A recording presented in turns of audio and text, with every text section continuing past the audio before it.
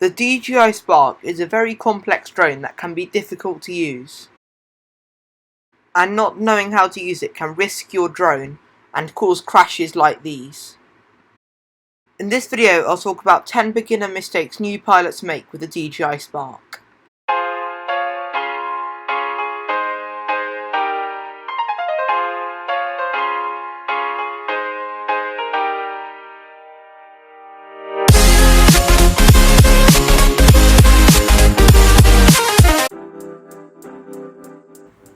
Many new pilots feel the need to buy a gimbal cover for their drone.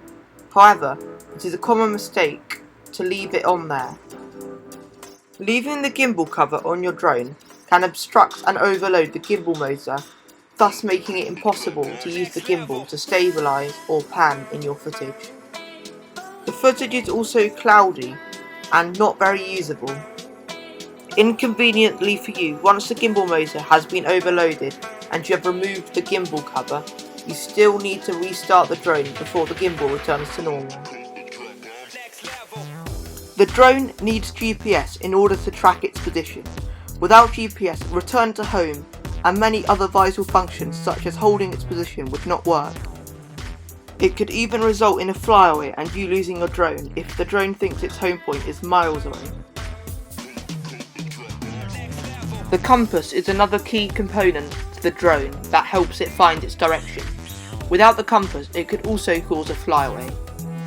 I normally calibrate my compass whenever I go to a new location, especially abroad.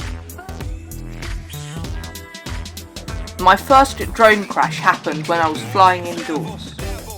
Not only does flying indoors risk the drone, but it also risks the interior of the building you are in.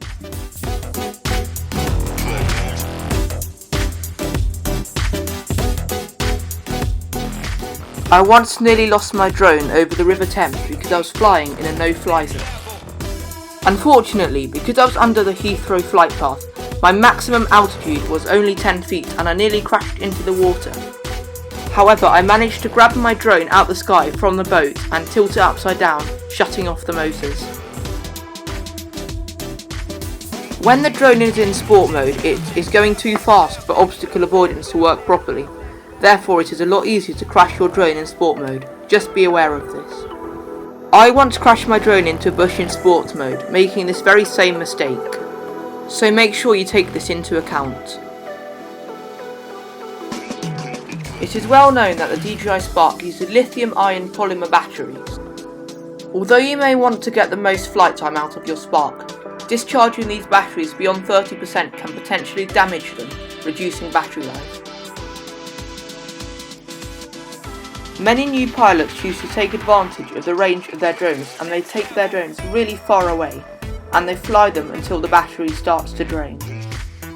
However, this can lead to them flying so far out that they don't have enough battery to return home safely. I would recommend that when you fly your drone out far away, make sure you have at least 55% battery left so you can safely return your drone home.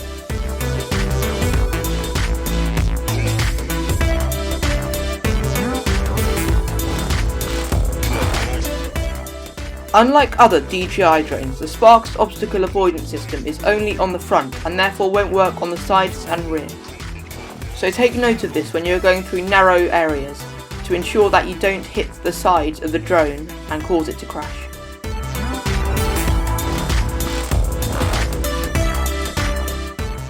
I myself am guilty of this mistake and it has ruined lots of good footage that I have taken. If you plan on taking cinematic footage, make sure that you don't turn too much, as the turning looks robotic and jagged and can ruin the footage. Sometimes we want to go far away so we can get the best possible shot with our drones.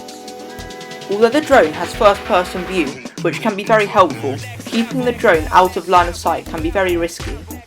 What is blocking your line of sight can also block the Wi-Fi waves between your Spark and the controller. And so this concludes the video. If you found this video helpful, please feel free to like and subscribe. If you are guilty of any of these, comment which one below and have a nice day.